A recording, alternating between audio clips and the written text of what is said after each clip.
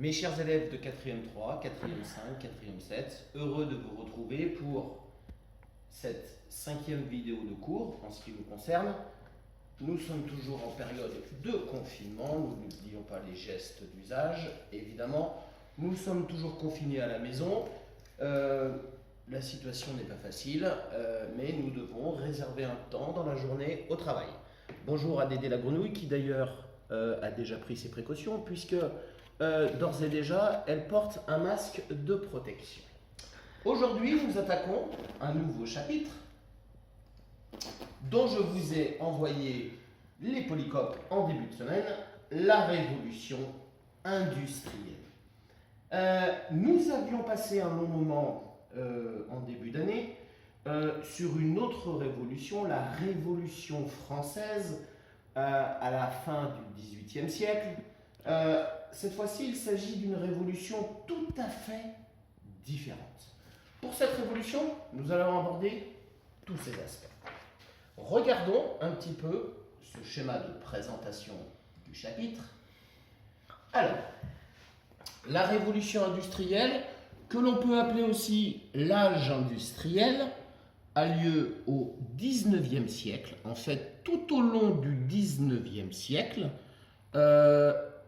dans certains pays européens, Royaume-Uni, France, Belgique, Italie, Allemagne et également aux États-Unis.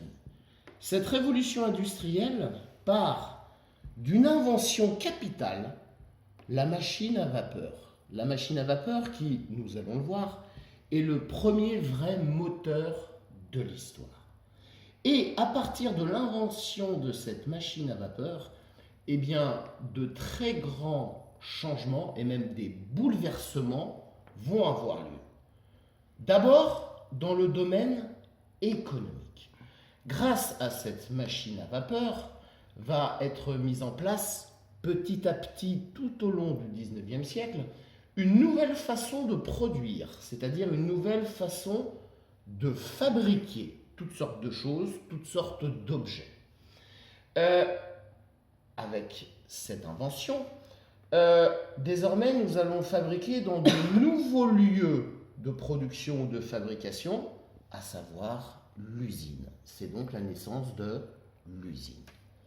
Avec cette invention et cette nouvelle façon de produire et de fabriquer, vont apparaître dans le domaine social de nouveaux métiers, le métier d'ouvrier dans les usines et le métier de mineur dans les mines de charbon. Également de nouvelles conditions de vie, de nouvelles manières de vivre et enfin, cette invention va provoquer dans le domaine politique un certain nombre de changements avec la naissance de nouvelles idéologies. Je rappelle, une idéologie, c'est une façon de voir le monde, une façon d'organiser le monde, d'organiser la société. Eh bien, les deux idéologies qui vont naître à ce moment-là, pendant la révolution industrielle, la première, le communisme, l'idéologie des ouvriers et des mineurs, et le libéralisme, l'idéologie des bourgeois. Au XIXe siècle, la noblesse d'Ancien Régime n'existe pas. Les bourgeois sont les grands gagnants de la Révolution française. Et au XIXe siècle, ce sont les bourgeois qui vont prendre le pouvoir d'un point de vue économique, puisque ce sont les bourgeois qui possèdent les usines et les mines. On dit que ce sont donc les grands gagnants de cette révolution industrielle. Par contre, les ouvriers et les mineurs qui travaillent dans des conditions très difficiles, on dit que ce sont les perdants de cette révolution industrielle. Donc, en fait, une révolution industrielle qui part d'une invention, la machine à vapeur, qui va provoquer des changements très importants dans le domaine économique. On ne fabrique plus de la même façon, on ne fabrique plus dans les mêmes endroits. De nouveaux métiers apparaissent avec de nouvelles conditions de vie et de travail. Et puis dans cette révolution industrielle, il y a des perdants, ouvriers et mineurs, des gagnants, la bourgeoisie, et de nouvelles idéologies qui voient le jour, le communisme et le libéralisme. Regardons un petit peu ce polycope que je vous avais envoyé. deux tableaux qui datent du 19e. Et ces deux tableaux, à eux seuls, pratiquement résument les changements de la révolution industrielle. Avant la révolution industrielle, début du 19e, voilà le type de paysage que l'on voyait surtout en France et partout en Europe. Un paysage rural à la campagne, un paysage agricole. Pourquoi ? Parce que dans les sociétés européennes, avant cette révolution industrielle, la très grande majorité des habitants vivent à la campagne, en milieu rural, et sont des paysans, ont donc une agriculture agricole. Et au fur et à mesure que cette révolution industrielle se diffuse au XIXe siècle, eh bien, on va passer à ce genre de paysage un petit peu partout dans les pays européens que j'ai cités. Autrement dit, un paysage urbain, des villes qui se développent, des villes qui s'agrandissent très vite, avec ici en arrière-plan, vous voyez, des cheminées qui fument, hein, on a ici donc des usines. Donc on passe d'une société où on avait en très très grande majorité des agriculteurs vivant à la campagne à une société où de plus en plus de Français et d'Européens vivent en ville pour, cette fois-ci, non plus travailler la terre, mais travailler dans des usines ou dans des mines. Voilà le résultat de cette révolution industrielle. Je rappelle une chose, cette révolution industrielle ne s'est pas faite en un jour, hein, elle s'est faite tout au long du 19e siècle. Ce sont des transformations très importantes, mais assez lentes. Tout part donc, comme nous l'avons dit, de cette fameuse invention, la machine à vapeur, inventée par un Anglais, Watt, à la fin du XVIIIe siècle. C'est pour ça d'ailleurs que la révolution industrielle commence d'abord au Royaume-Uni. Alors, cette machine à vapeur, très importante, c'est cette invention qui va provoquer la révolution industrielle, cette nouvelle façon de produire, de fabriquer avec de nouveaux métiers, etc. Cette machine à vapeur, on a coutume de dire que c'est le premier moteur de l'histoire. Jusqu'à cette invention, quelle était la seule force motrice dont disposait l'homme? C'était la force motrice procurée par la nature, le vent, l'eau, avec les moulins à vent, les moulins à eau, qui donnaient à l'homme une force motrice, hein, pour faire fonctionner différentes machines. La force motrice également procurée par les animaux, mais c'était tout. À partir de ce moment-là, invention du premier vrai moteur, et ça va tout changer parce que ce premier vrai moteur de l'histoire va permettre d'actionner, c'est-à-dire de faire fonctionner toutes sortes de machines de plus en plus grandes et des machines capables de fabriquer des objets très vite, beaucoup plus vite qu'avant et en très grande quantité. Quel est le principe? La source d'énergie de cette machine à vapeur est le charbon de terre qu'il va falloir aller chercher dans le sous-sol. C'est pour ça qu'au XIXe siècle, les mines de charbon se développent partout. Donc, ce charbon, hein, qu'on va faire brûler va dégager une grande chaleur. Cette chaleur va transformer l'eau en vapeur, et vous savez que la vapeur est une force thermique, puisque la vapeur exerce une pression. Et cette vapeur, avec la pression qu'elle va créer, eh bien, elle va faire bouger ce qu'on appelle un piston. Hein. La très forte pression de cette vapeur va actionner un piston qui lui-même va faire actionner des poulies qui vont faire tourner des roues et ainsi de suite pour faire fonctionner d'immenses machines. Regardons de plus près le principe. La vapeur et la pression qu'elle exerce va d'abord rentrer par ce tuyau. La pression exercée par cette vapeur va faire remonter le piston. On va ensuite fermer cette partie-là. On va ouvrir celle-ci. La vapeur va ensuite parcourir ce chemin et avec la pression exercée, elle va faire redescendre le piston. On ferme cette partie, on réouvre celle-ci et la vapeur qui désormais est ici fait remonter le piston en haut. Et donc le piston va faire un va-et-vient avec une très grande force pour activer ensuite un certain nombre de poulies qui vont faire fonctionner d'immenses machines qui vont donc permettre de produire, de fabriquer des objets beaucoup plus rapidement en quantité beaucoup plus importante. Regardons un petit document vidéo qui nous montre tout ça. Alors, regardez bien, c'est rapide. Vous voyez? Alors, attendez, on va repartir depuis le début. Ce sera plus simple. Voyez la vapeur qui rentre ici. La pression de la vapeur va faire monter le piston et va actionner le balancier qui lui-même va faire tourner une roue et actionner une machine. Hop. Ensuite, on ferme ici, on ouvre ici. La vapeur s'engage désormais ici et la pression de la vapeur va faire redescendre le piston et donc le balancier, hop, va faire le mouvement inverse et ainsi de suite. Et là, on a une force motrice très puissante qui va faire, qui va permettre d'actionner toutes sortes de machines. Donc, à partir de cette machine à vapeur, qui est le premier vrai moteur de l'histoire, eh bien, on va avoir le développement, de la mécanisation. Ça veut dire que la fabrication de toutes sortes d'objets se fait de plus en plus grâce à des machines qui fonctionnent grâce à la machine à vapeur et la fabrication se fait de moins en moins à la main. Ce qui fait que durant la révolution industrielle,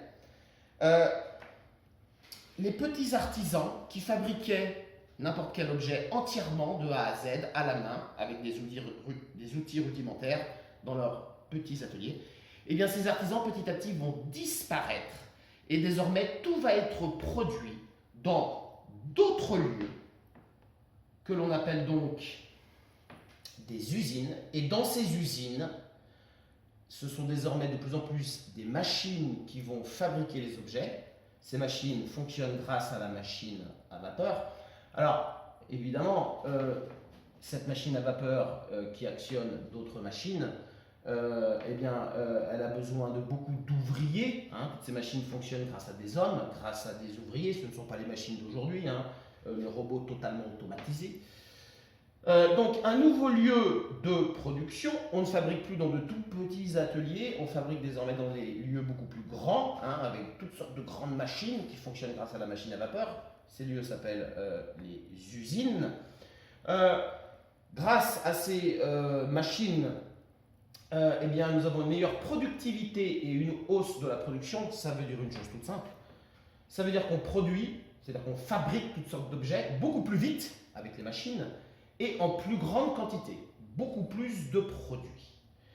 Donc, on produit beaucoup plus vite, beaucoup plus de produits dans un nouveau lieu qu'on appelle l'usine.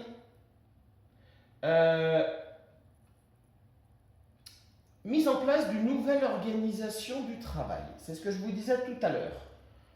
Jusqu'à la révolution industrielle, tout était fabriqué par des artisans très qualifiés, c'est-à-dire qu'ils étaient capables de fabriquer entièrement de A à Z n'importe quel produit, n'importe quel objet avec des outils très rudimentaires dans un atelier. Désormais, ce n'est plus le cas. De plus en plus de produits sont fabriqués dans des usines par des ouvriers et le changement, c'est que ces ouvriers, ils ne fabriquent plus qu'une petite partie de l'objet grâce aux machines. Alors, je vous avais mis un exemple. Avant la révolution industrielle, par exemple, pour fabriquer une table, cette table, elle était fabriquée dans un petit atelier par un artisan. L'artisan fabriquait entièrement la table, toutes les pièces de la table, entièrement la table avec des outils assez rudimentaires. Évidemment, le temps de fabrication de cette table était très long. Désormais, les tables sont fabriquées dans des usines par des machines et des ouvriers, mais chaque ouvrier ne fabriquera qu'une petite partie de la table grâce à une machine. C'est-à-dire qu'on aura des ouvriers qui ne fabriqueront plus, grâce aux machines, que les pieds de la table. D'autres ouvriers, avec d'autres machines, ne fabriqueront que le plateau de la table. Et ainsi de suite. C'est pour ça qu'on dit que les ouvriers, enfin les artisans plutôt, ont été déqualifiés. On leur a enlevé leur qualification. Avant, ils étaient capables de fabriquer entièrement un objet. Désormais, ils ne fabriquent qu'une toute petite partie de l'objet grâce à une machine. Ils ne sont plus qualifiés. Nous avons également la naissance de nouvelles conditions de travail, un travail beaucoup plus répétitif puisqu'on ne fabrique plus qu'une petite partie de l'objet, un travail ennuyeux et un travail fatigant. Durant cette révolution industrielle, la bourgeoisie, qui est la grande gagnante de la Révolution française, qui remplace la noblesse, eh bien c'est la bourgeoisie qui s'enrichit parce que ce sont les bourgeois au XIXe siècle qui possèdent les mines et qui possèdent les usines. Donc c'est la grande gagnante de cette révolution industrielle. Par contre, les ouvriers et les mineurs sont les grands perdants de cette révolution industrielle. Parce que ce sont eux qui travaillent dans les usines et qui travaillent dans les mines avec des conditions de travail effrayantes et souvent en étant très peu payés. Naissance de deux nouveaux métiers, ouvriers et mineurs. Alors, évidemment, généralisation de la machine à vapeur dans toutes les usines d'Europe pour faire fonctionner toutes sortes de machines. Évidemment, cette machine à vapeur, elle a une source d'énergie. C'est-à-dire que pour la faire fonctionner, il faut du charbon. Et donc, dans toute l'Europe, il y a un énorme besoin de charbon. Il faut énormément de charbon pour alimenter les machines à vapeur de toutes les usines d'Europe. Et c'est pourquoi, partout en Europe, on va développer ce qu'on appelle les mines de charbon pour se procurer du charbon. Et plus précisément du charbon de terre. En fait, il existe deux sortes de charbon. Il existe le charbon de bois. Le charbon de bois, c'est le fait de faire brûler du bois dans un espèce de grand four pendant plusieurs jours. Et au bout de plusieurs jours, ce bois est complètement calciné et se transforme en charbon. Simplement, ce charbon de bois, il n'est pas de très très bonne qualité et on ne peut pas en produire de très grandes quantités. Et en fait, le meilleur charbon pour les machines à vapeur, il se trouve dans le sous-sol, sous terre. Et il faut donc aller le chercher. Et c'est donc pour ça que les Européens, partout en Europe, vont creuser des mines de charbon où vont travailler des mineurs. Et ça va être l'objet de notre étude. L'étude des mines de charbon au XIXe siècle. Alors évidemment, les mines de charbon aujourd'hui, qui existent encore, se présentent différemment. Les mines de charbon d'aujourd'hui ont des conditions de sécurité bien plus importantes, mais nous allons voir qu'au XIXe siècle, la mine de charbon est un véritable enfer pour les mineurs. Alors, une mine de charbon se présente comme cela. Il y a une partie visible, à l'air libre, et évidemment une partie souterraine.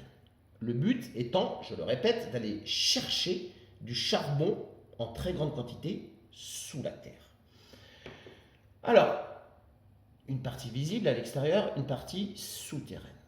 Donc, le principe au XIXe siècle, dans toutes les mines de charbon, c'est de creuser ce qu'on appelle des puits, des grands trous verticaux très larges. Et en fait, dans ces puits, ces grands trous verticaux très larges, on va faire descendre et monter sans cesse ce qu'on appelle une cage. En fait, c'est une sorte d'ascenseur. Et en fait, cet ascenseur, qu'on appelle une cage, qui descend sous la terre, à plusieurs centaines de mètres sous la terre, eh bien, cet ascenseur, comment fonctionne-t-il? Eh bien, il fonctionne avec une machine à vapeur.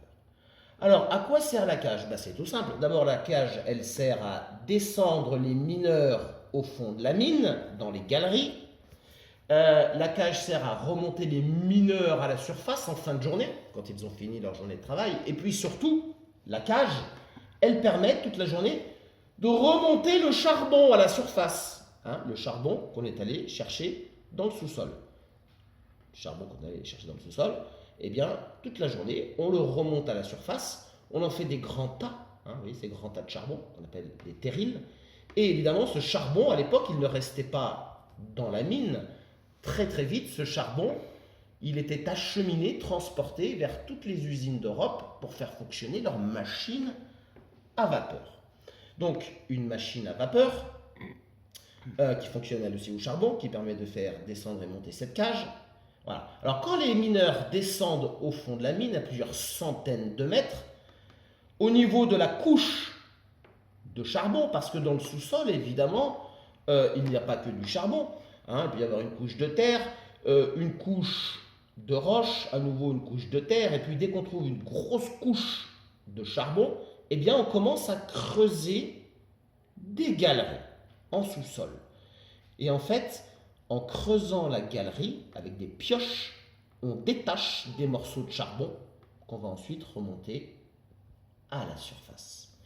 C'est donc ce que nous allons étudier, la mine de charbon au XIXe siècle et les conditions de travail absolument effrayantes des mineurs au XIXe siècle. On a coutume de dire que, évidemment, ces mines de charbon au XIXe siècle, c'est l'enfer. Et nous allons étudier ces mines de charbon à travers une œuvre extraordinaire d'Émile Zola. Émile Zola, immense écrivain français du XIXe siècle, eh bien Émile Zola, en 1885, il a publié un livre très célèbre dont le titre est Germinal. Et dans ce livre, que je vous invite à lire d'ailleurs, alors il est un peu long, il fait 400 ou 500 pages, mais il se lit très facilement. Et donc dans ce livre, Germinal, eh bien Émile Zola raconte l'univers de la mine au XIXe siècle et les conditions de vie et de travail des mineurs au XIXe siècle. Alors, dans le Polycope, je vous avais indiqué que d'ordinaire, lorsque je fais ce cours,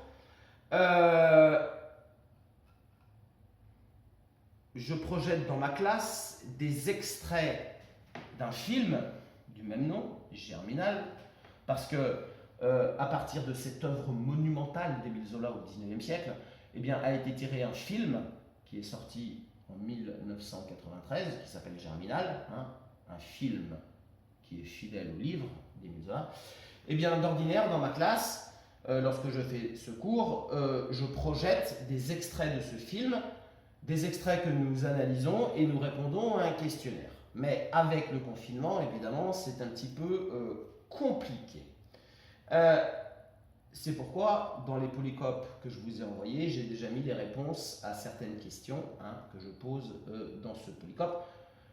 Mais lors de ces vidéos, nous allons regarder ces extraits et nous allons les analyser.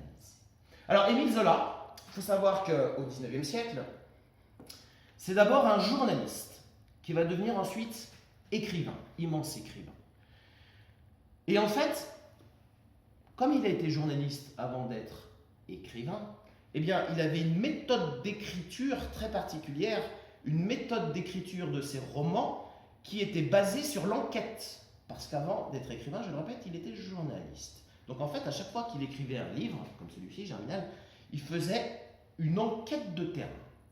Ce qui veut dire que Émile Zola, avant d'écrire ce livre, Germinal, il est allé à l'époque à la rencontre des mineurs, il a interrogé les mineurs sur leurs conditions de travail, il a parlé avec la famille des mineurs, il est allé voir où vivaient les mineurs, et puis surtout, Émile Zola, à l'époque, il est descendu tout au fond d'une mine pour voir à quoi ça ressemblait. Il a parcouru l'ensemble de la mine, toutes les galeries. Alors là, c'est un schéma simplifié d'une mine, mais il faut savoir que dans une mine au XIXe siècle, il y a un véritable labyrinthe de galeries, des galeries qui partent dans tous les sens, à plusieurs centaines de mètres sous le sol.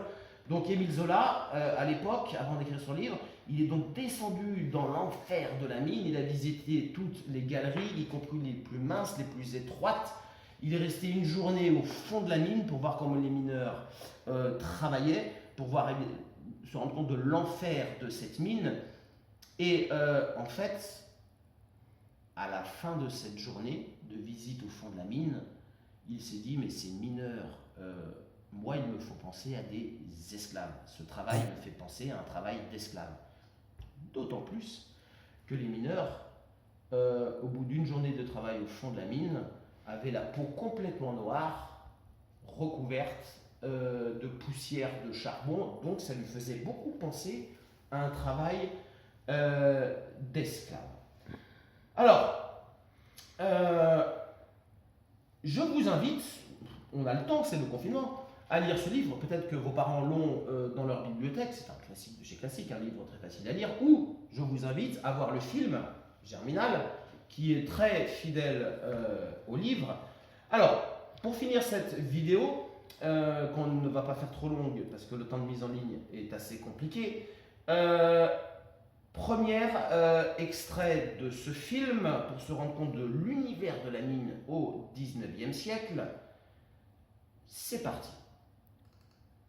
Alors, je vais caler le film. Voilà.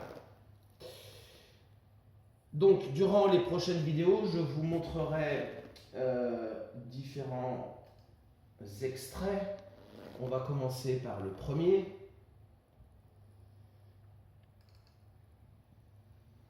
Alors, je cale.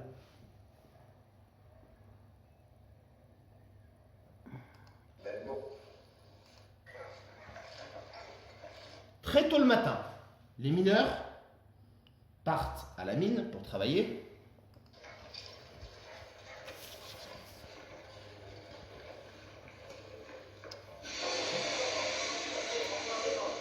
Alors, ce personnage, c'est Étienne Lantier. C'est le héros du roman d'Émile Zola. Au début du roman, Étienne Lantier, il va de mine en mine, il cherche du travail, il est chômeur et il va être embauché dans cette mine que l'on voit et il va donc découvrir l'enfer de la mine.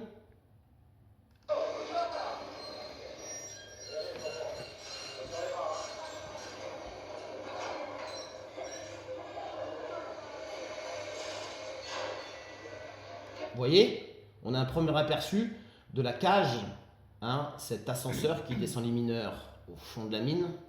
Vous voyez, là, c'est la partie visible de la mine à l'air libre. Cette immense machine à vapeur qui permet de faire descendre la cage et de la remonter toute la journée. Vous voyez, cette force motrice, hein, elle est procurée par la machine à vapeur. Et c'est grâce à elle que la cage descend et remonte tout au long de la journée.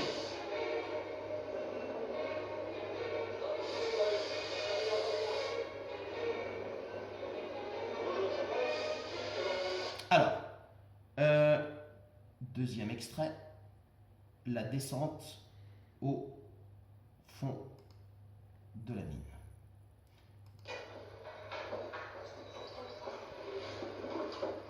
Alors les mineurs vont rentrer dans la cage pour descendre au fond de la mine à plusieurs centaines de mètres. On va les faire descendre dans ce qu'on appelle des berlines, des petits wagonnets. Et en fait, ces wagonnets seront très utiles au fond de la mine, hein, puisque à chaque fois qu'on décroche des morceaux de charbon au fond de la mine, eh bien, ces morceaux de charbon, on va les mettre dans cette berline, ce wagonnet qu'on fera remonter en surface.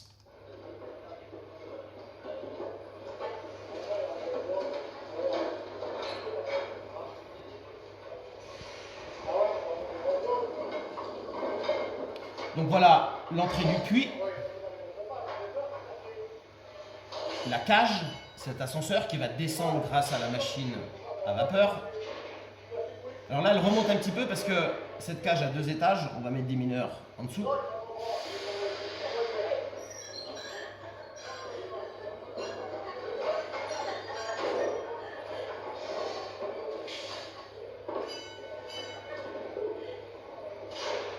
Voilà, la cage descend au fond de la mine avec les mineurs. Regardez, magnifique. On a une magnifique reconstitution du puits, hein, ce trou large, vertical, qui descend à plusieurs centaines de mètres sous la terre, hein, avec ici cette fameuse cage qui descend les mineurs et qui remontera le charbon, actionné par la machine à vapeur.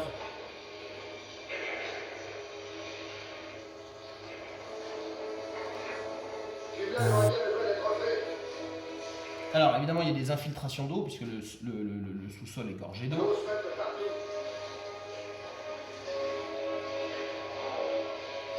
Vous voyez à quelle profondeur déjà à l'époque on descendait pour aller chercher le charbon.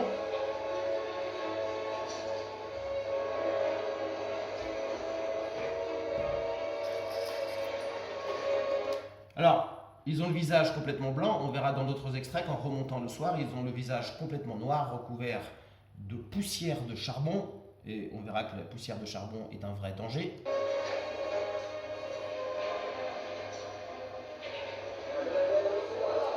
Les voilà arrivés au fond de la mine.